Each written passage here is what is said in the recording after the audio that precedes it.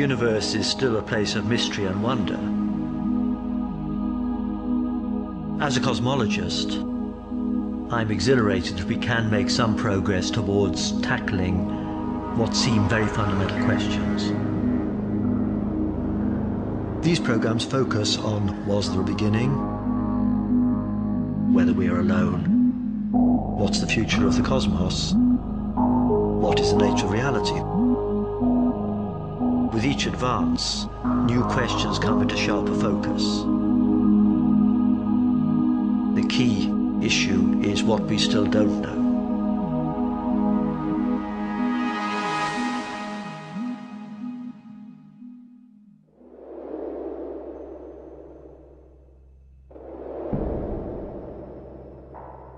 We have no idea how widespread intelligence is in the cosmos. From our present knowledge, the most complex things we know about in the universe are ourselves. In particular, our brains. What's remarkable is that atoms have assembled into entities which are somehow able to ponder their origins. We have always been fascinated by our existence. Of all the wonders of creation, life is the most mysterious. And of all creatures, we are the most special. Surely there has to be a reason. Religion offers a simple explanation. God created everything, and only God knows why we are here. Science came to a different conclusion. It found no evidence for a grand plan. Yet recent discoveries have made scientists think again. It seems ancient notions may be closer to the truth than science has ever imagined. Perhaps there is, after all, a creator, and creation may not be what we think it is.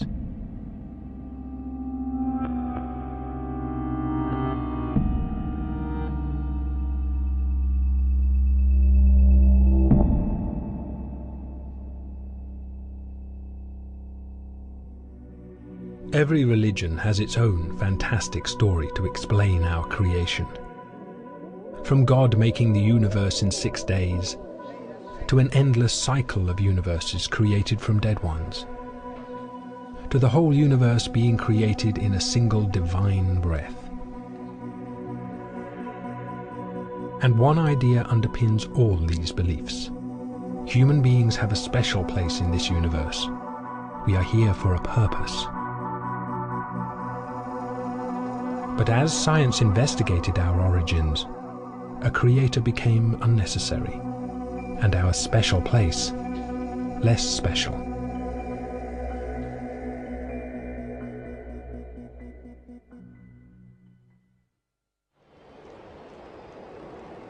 Historically, we humans have undergone a series of demotions, a series of blows to our ego. First, we sort of took for granted that everything was centered on us. Most religions and mythologies sort of reflect that. And then, of course, we realized that the world was much bigger than we thought. We realized that we're not the center of the universe, we're just living on a spinning ball, which is one planet among many, in a solar system among many, in a galaxy among many. So, you might think at that point we should all just commit collective suicide and depression. When cosmologists investigated our creation, they uncovered a process guided by the laws of physics. In the beginning, there was gas, made of simple atoms. Over time, stars transformed these elements into complex atoms.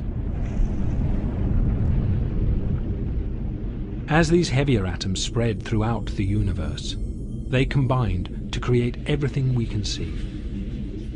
This whole process was driven not by a creator, but by fundamental physical laws, the laws of nature. Among these laws were values for the speed of light, the force of gravity, and the charge carried by electrons. The difference between the law of nature and the law of the land is that, no matter what your political persuasion is, we all obey them, whether we like it or not. There's no exceptions to the laws of nature. The precise values for the fundamental laws of nature were set at the very beginning of our universe, in the Big Bang. The rest was just mathematics. The Big Bang was, in a sense, rather simple. You can write down a rather short recipe. From that, you could, in principle, if you had a powerful enough computer, work out what would happen and end up with something rather like our universe. But could it really be that simple? Mathematics might explain how planets form, but not everything. Surely the evolution of life was still mysterious, still special. People think that mathematics is complicated. Mathematics is the simple bit. It's the stuff we can understand. It's cats that are complicated. I mean, what is it in those little molecules and stuff that make one cat behave differently to another, or that make a cat? How do you define a cat? I have no idea. Yet in 1970, John Conway showed that even though life may be baffling in its complexity, the complexity arises from simple rules. The evidence came from a game whose results were so unpredictable that they called it life. Life had the most basic of ingredients, a board with a grid of squares filled with counters. The fate of each counter was governed by rules. Unlike our universe, there were just 3. I had this idea that if you had simple rules, but not too simple, then probably complexity would just develop.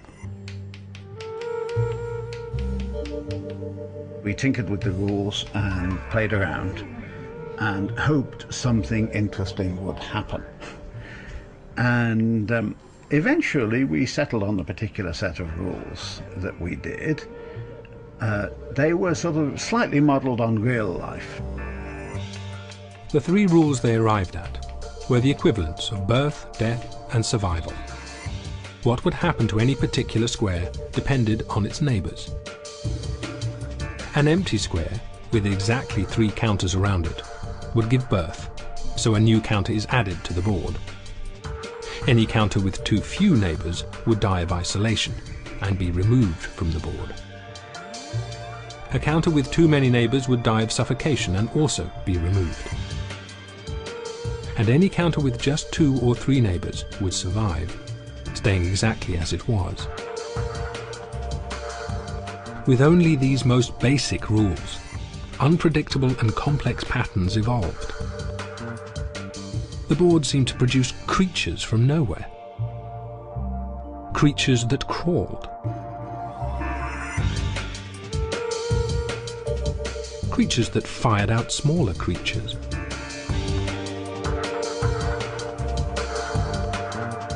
Pumps that looked like a primitive heart. Creatures that spewed out an endless chain of offspring.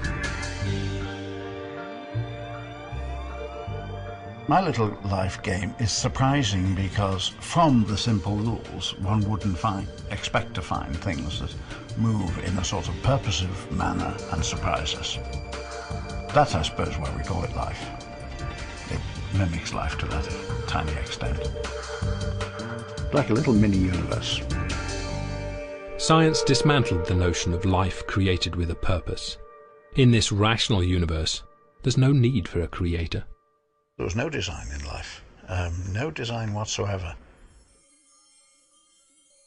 It behaves interestingly just as a consequence of random behavior.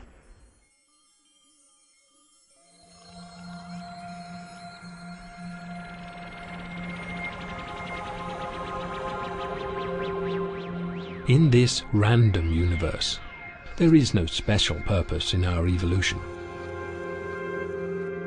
We are simply the result of atoms, time, and mathematics.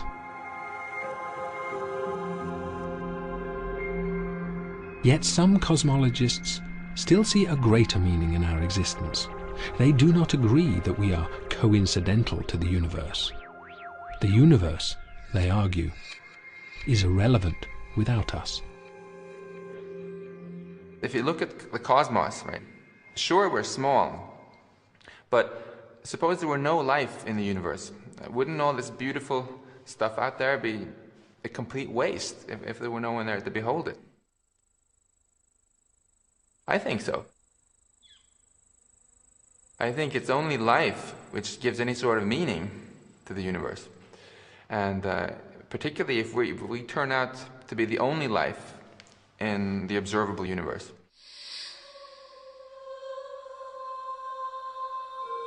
It is called anthropic reasoning. Our creation is still driven by mathematics and the laws of nature.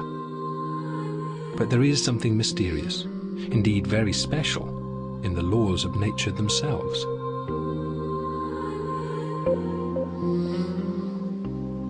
It looks in some respects as though our universe is rather special.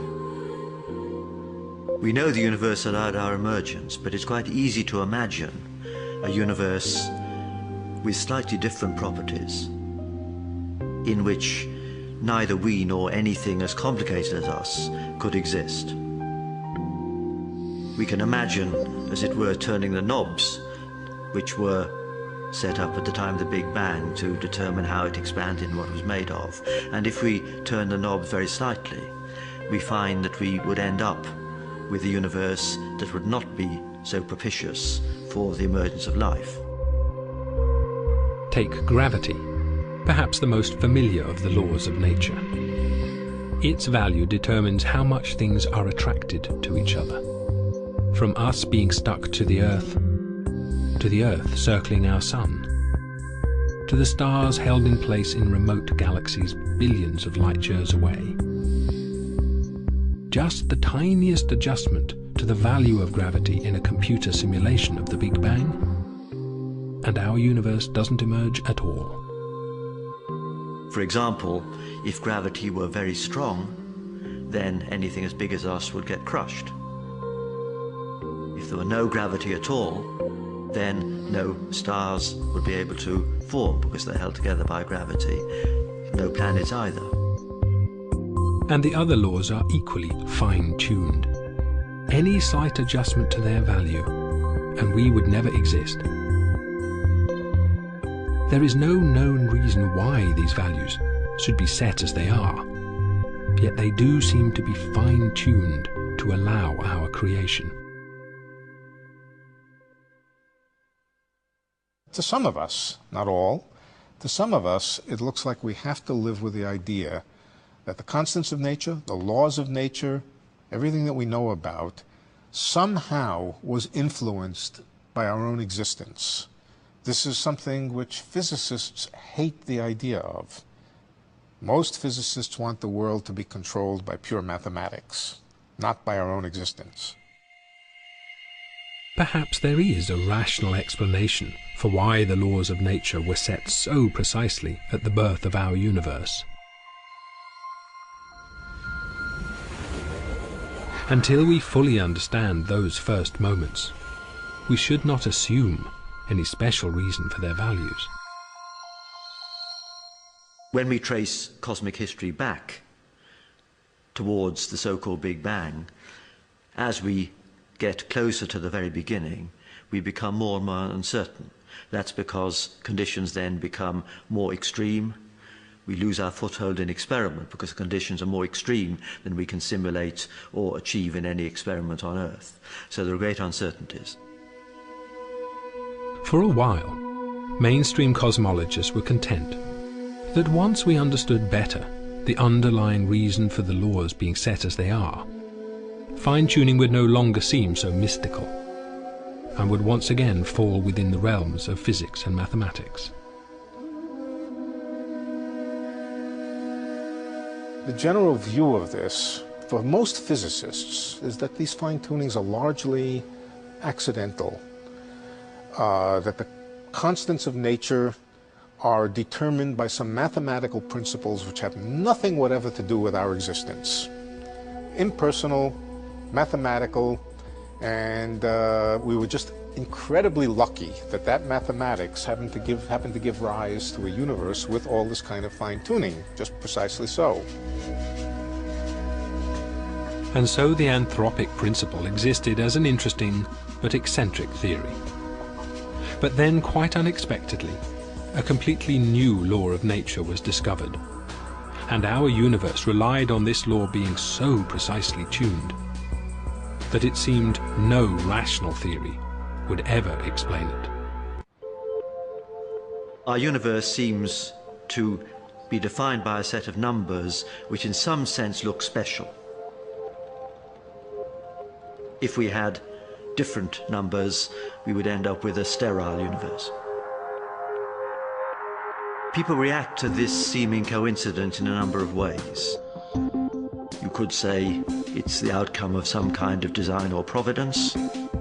We could say it's a brute fact we have to accept, because these numbers might be determined by some theory which we haven't yet discovered.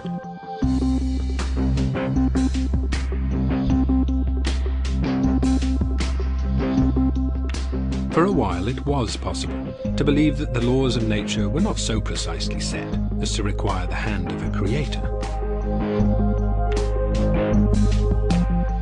But then a completely new fundamental property of the universe was discovered. An anti-gravity force present in space itself. It is called the cosmological constant, and when cosmologists calculated its effect on the evolution of the universe, they realized it had to be very finely tuned indeed. The fine-tunings, how fine-tuned are they? Most of them are 1% sort of things. In other words, if a thing is 1% different, everything gets bad. And the physicist could say, maybe those are just luck. On the other hand, this cosmological constant is tuned to 1 part in 10 to the 120, 120 decimal places. Nobody thinks that's accidental.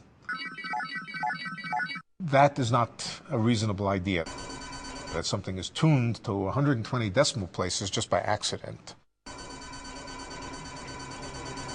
That's the most extreme example of fine-tuning.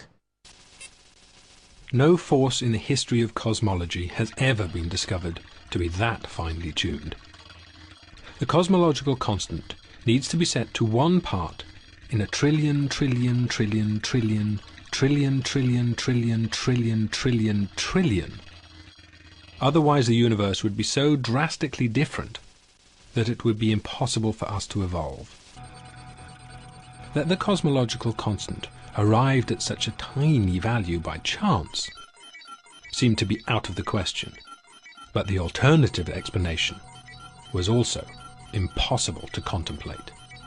Physicists did not want to accept the idea that the laws of nature might be controlled by well, the benevolence of nature.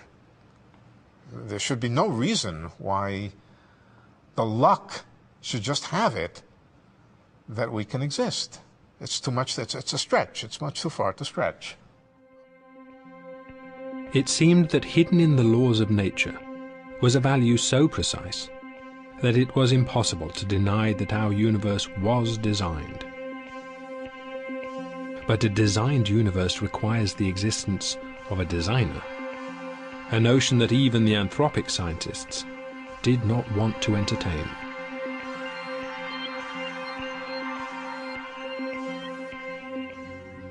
There's some people who love mystery and really enjoy not having all the answers. And then there are other people who fear mystery and uncertainty and just want all the answers and to get on with it. And they would be delighted if you give them a little book, you know, whether it be Mao's little red one or some particular religious book that says, here's all the answers, okay, now go off to work and don't worry about this anymore, it's all taken care of. Many people find a certain security and solace in that. The scientists were between a rock and a hard place. Their own discoveries were pointing them towards an intelligent designer. Physicists' dislike of mixing religion into physics. I think they were somewhat afraid that if it was admitted that the reason the world is the way it is has to do with our own existence, that could be hijacked by the creationists, by the intelligent designers.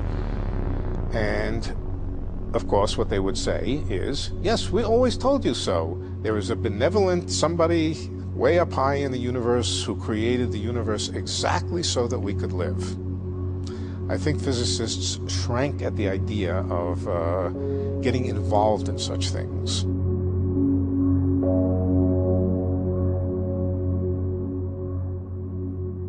Some people say that this apparent fine-tuning of the universe is a brute fact.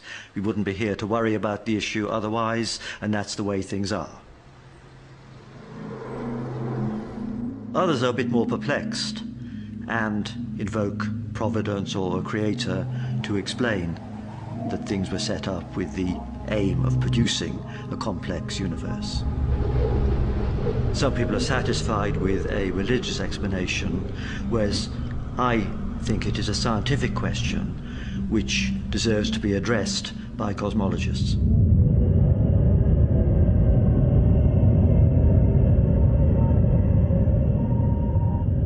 And cosmologists have found a solution to the fine-tuning problem. It is simple and elegant, but it requires a leap of faith as profound as any religious belief.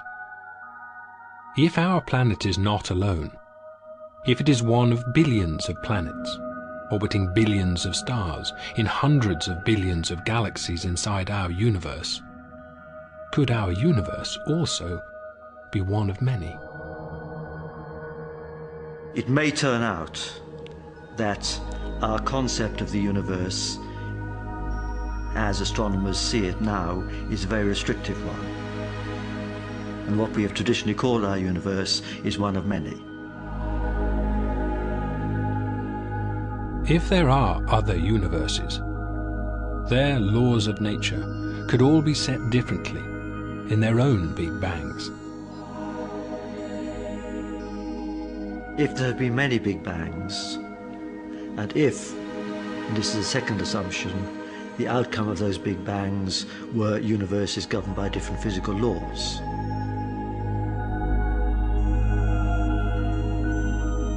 then we could imagine that there would be one universe governed by any particular law we care to envisage.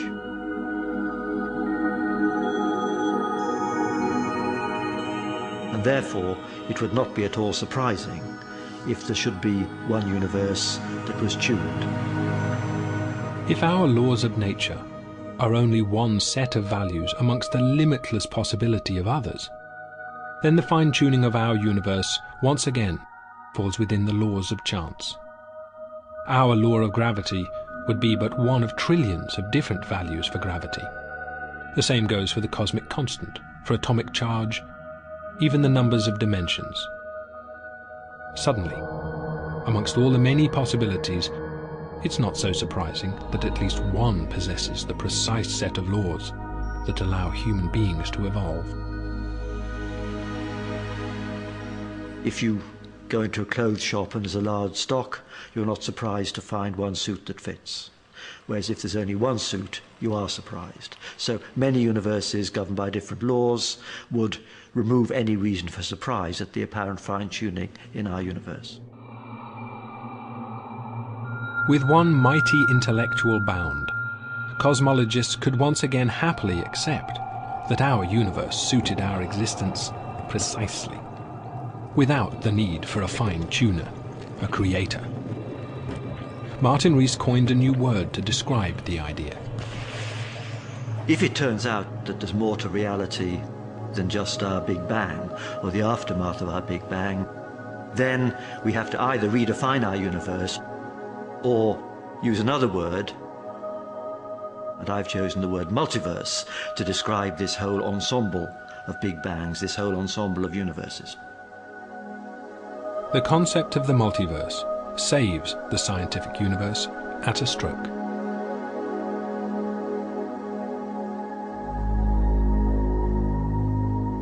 We now have a natural mechanism to explain why there is all this diversity out there, which in turn eliminates the need for the fine-tuning that some people might have liked because it would say that there was a fine-tuner. We don't need a fine-tuner. Yet theoretically, these other universes will always be beyond the scope of our telescopes. So is the multiverse really a scientific solution? One thing which people often object to when confronted with the whole multiverse idea is saying this can't be science, talking about all these things you can't see. If I have a theory involving entities that I can never touch, never measure, never observe, that's not science then, is it? And I'd say quite to the contrary. What makes good science is not whether you can see it or not, but whether you can rule out the theory or not. Having raised the possibility of other universes, cosmologists started to wonder what they might be like. And as they wondered, they found logic had set another trap. The multiverse idea had set them on a path that led them back, once again, to a creator.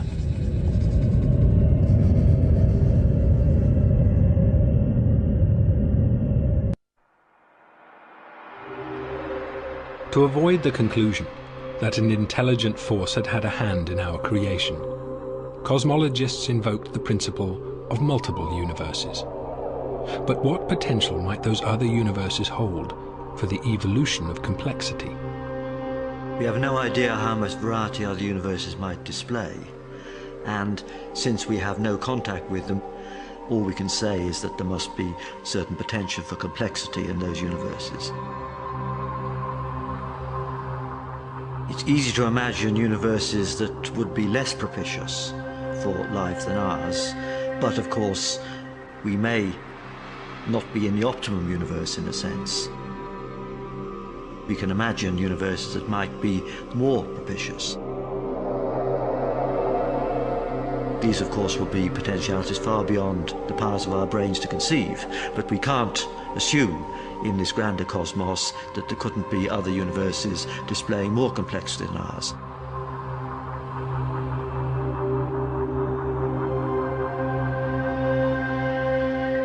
Although we are completely cut off from these other universes, it's not impossible that one day we might be able to prove their existence.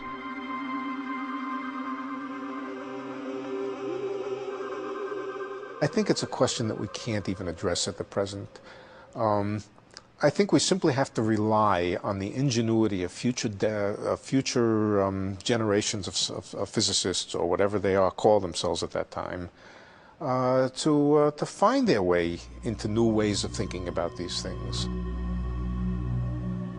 The atomic theory was put forward by ancient Greeks 2,500 years ago. It took a couple of thousand years to verify it. It would not surprise me if it takes some fraction of that kind of time before we really absolutely understand these ideas, before we become totally comfortable with these ideas, before we say these ideas are hard, absolutely hard science. But can we ever know what these other universes are like? Somewhere, among this infinite collection, there must be those similar to our own. And some of them will be less evolved, and others much more advanced.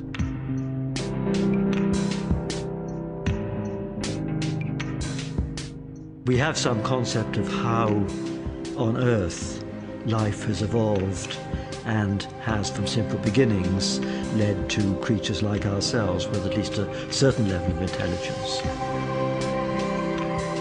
There seems to have been a gradual increase in intelligence, and human beings at some stage surpassed other creatures, but we have no idea how inevitable that was. the 4 billion years of Darwinian evolution are now part of common culture. But most people nonetheless tend to think that human beings are in some sense the culmination. There's no particular reason to think that intelligence couldn't develop further. Astronomers know that our sun is less than halfway through its life. It'll be 6 billion years before the sun flares up, engulfing the inner planets, vaporizing any life that remains on Earth. But any life that remains at that time won't be humans. It'll be life at least as different from us as we are from bacteria, because there's as much time for future evolution on Earth and beyond before the sun dies as there has been to get from the simplest organisms to us. So our future in this universe can tell us something about life in other more advanced universes. So what is the future for intelligence?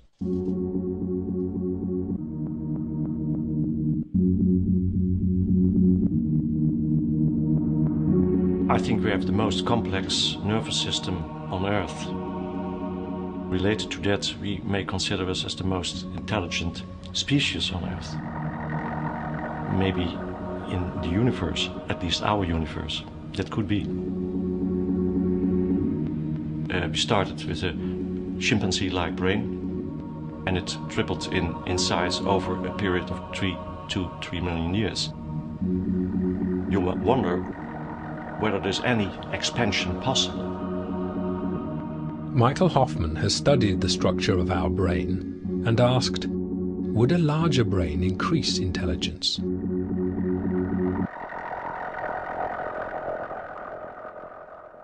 We did a study by comparing brain structures in primates, starting from very small, relatively primitive primates up to human beings. What you can do then is to extrapolate these findings to creatures which even have a larger brain than we had. To our surprise, after a particular brain size, something strange happened.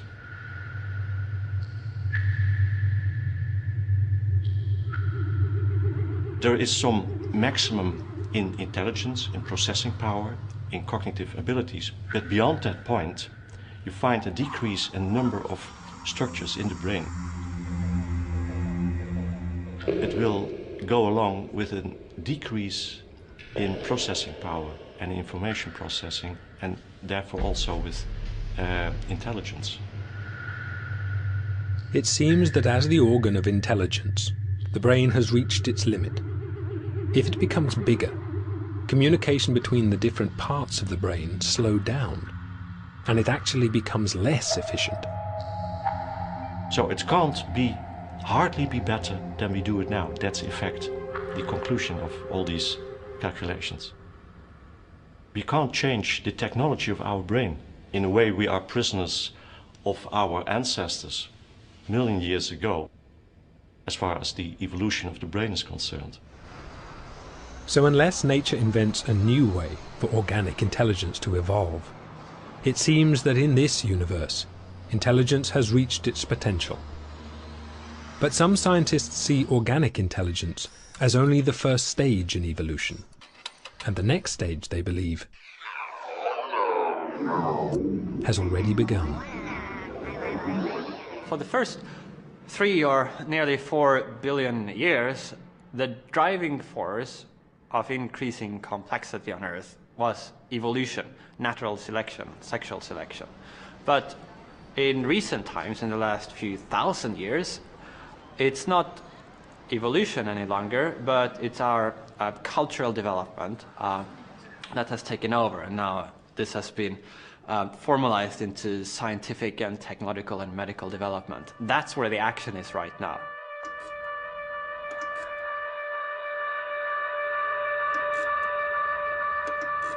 If we become more intelligent, it is because we will learn to use technology or maybe medicine to enhance our own intellectual capacities.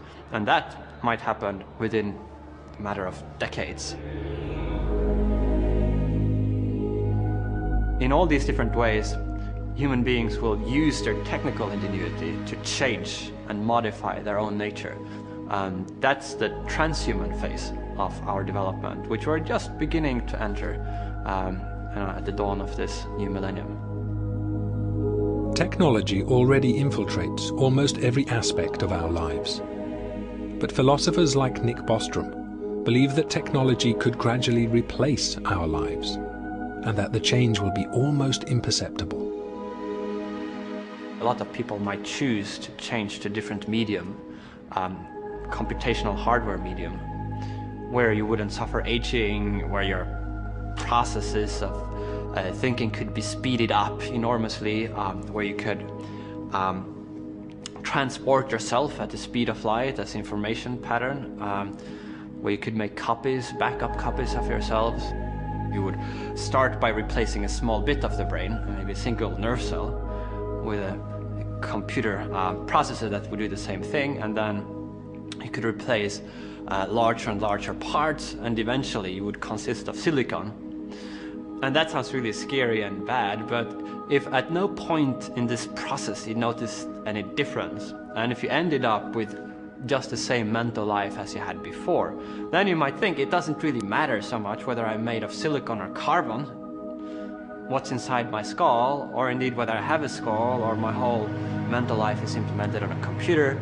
But what matters rather is what you think and feel and do and how you relate to others.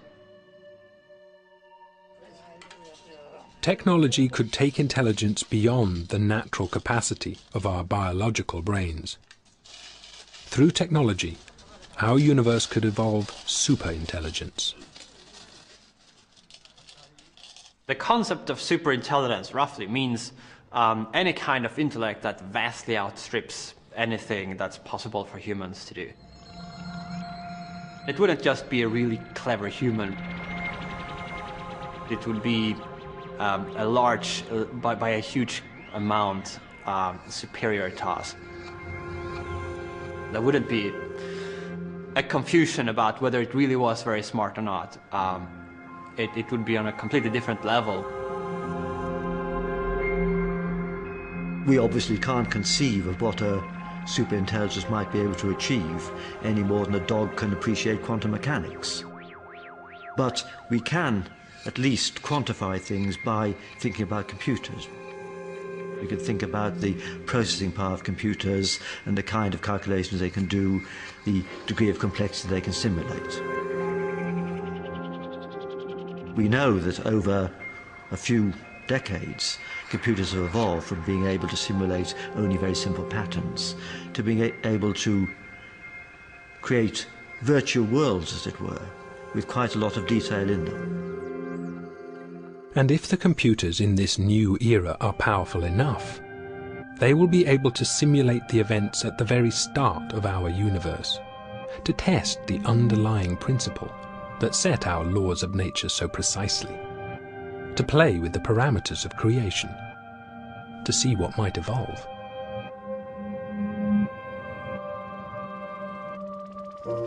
If that trend were to continue, then we can imagine computers which will be able to simulate worlds perhaps even as complicated as one we think we're living in.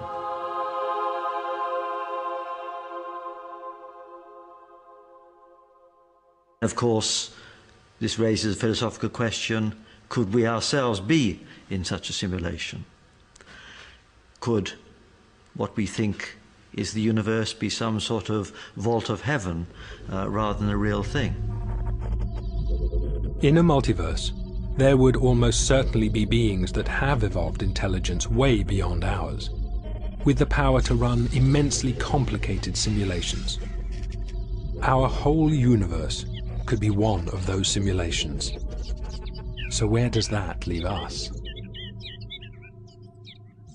In a sense, we could be ourselves the creations within this simulation, I suppose. In cutting themselves free from the possibility of our universe being the work of a creator, a god, logic has taken science back to where it started. Could our superintelligence be the god we have always imagined?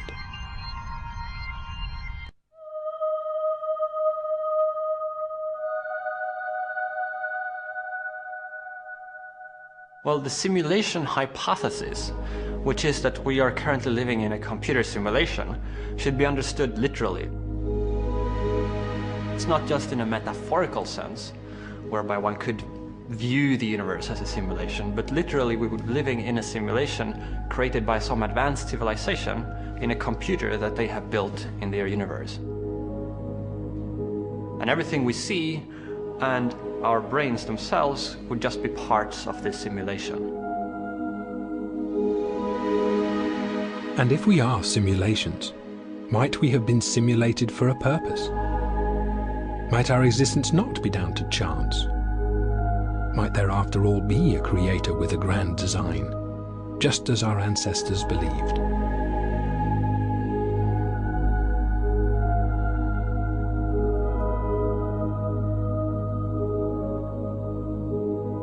The simulation argument is based on empirical considerations about the levels of computing power that would be available to an advanced civilization. Of course, it couldn't even be conceptualized before we had the concept of a computer. So it's really only in the last several decades that the hypothesis could even be entertained. The creatures crawling across the board in the game of life are little more than blips of data. Nevertheless, they lend eerie support to the simulation hypothesis.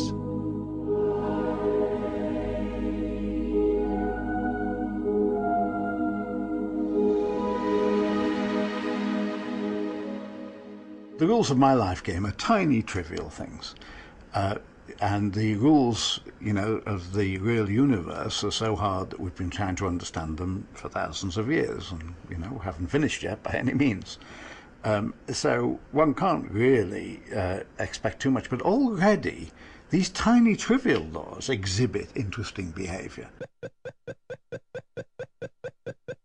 It proved an important point, which is that a system like this could have some of the properties of the real universe. So in a way, its design was copied, but in a very trivial way, from real-life biology. And so it's rather nice that, you know, correspondingly, it became a kind of artificial biology.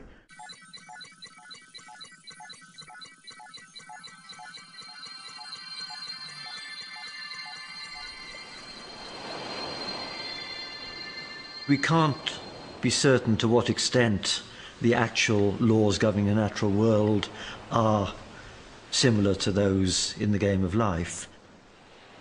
We do know that the laws governing the natural world are simple.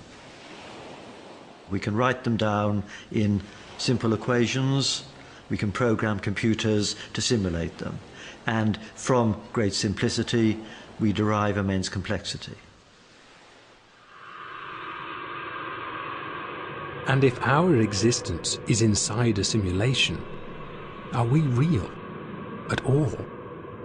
Speculations about the nature of reality and whether it might be an illusion or a dream goes back for hundreds of years or thousands of years. Philosophers have been pondering these questions.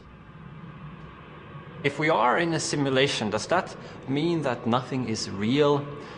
I think a better way of viewing it is that it would mean that reality is something slightly different than we thought. For most practical intents and purposes, you would still behave as you would do anyway. We have no reason to get depressed by sort of philosophical implications of these things, because, you know, the everyday aspects of life are always going to feel the same, regardless of whether we actually have free will or not, regardless of whether the universe is going to end in a big rip or a big crunch, you know. And I think for all the thinking we humans like to do about the big things, what really, really gets to us emotionally are the everyday little things. And they are what they are. If we are a simulation, then in the ways that matter to us, we are real enough. Whatever force has guided our creation, mathematical or intelligent, it has constructed from simple atoms a creature capable of thinking beyond the limits of physical investigation. These kinds of arguments show at the same time the limitations to the reach of the human intellect, in that we're discovering how our little corner of the world might indeed just be a small corner of a vastly bigger world than we never imagined. And that we might never, even in principle, be able to reach out and look at the other parts. And at the same time, these arguments also emphasize the astounding reach of the human intellect, in that we can begin to formulate theories and hypotheses that extend way beyond the world around us that we were evolved to cope with. How many lions entered the cave? Will it rain later this afternoon? What does that person think of me? These kind of very down-to-earth issues that our brain evolved, but it turns out that they can be used to begin to grapple with these fundamental questions of existence and the nature of the world. In searching for an alternative explanation to the religious accounts of our creation, cosmologists have uncovered a possibility that seems incredibly similar. An all-powerful, all-knowing, super-intelligent being. An entity whose motives are unfathomable and whose existence is unprovable. It's very important for us physicists to not dismiss ideas just because they are weird. Because if we did, we would have already dismissed atoms, black holes, and all sorts of other marvelous things. And actually, you know, when you ask a basic question about the nature of reality, you know, don't you expect an answer which is a bit weird? I think anything but weird would be a big letdown. And so frankly, I think, you know, let's just accept that the universe is weird and view that as part of its charm. There's no particular reason why our human brain should have evolved just far enough to be able to assimilate the deepest levels of reality. What is amazing is that we've been able to make so much sense as we have of the external world. I believe when the history of science is written, then what's been discovered about our universe in the last decade or two will be one of the most exciting chapters. But the key question, of course, is what we still don't know, and that is the challenge for the coming century.